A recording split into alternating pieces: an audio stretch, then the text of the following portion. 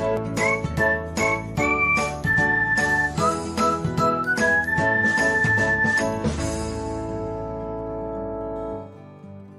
everyone, welcome back to another episode of Technologyglance.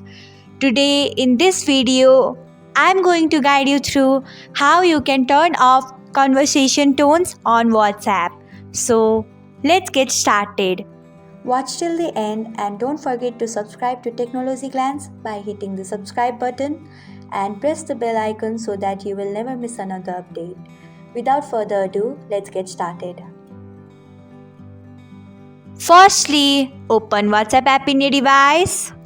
Then tap on three dots icon. Next, tap on settings. After that, tap on notifications. Now you will see the option of conversation tones. Tap on it. So this is how you can turn off conversation tones on WhatsApp.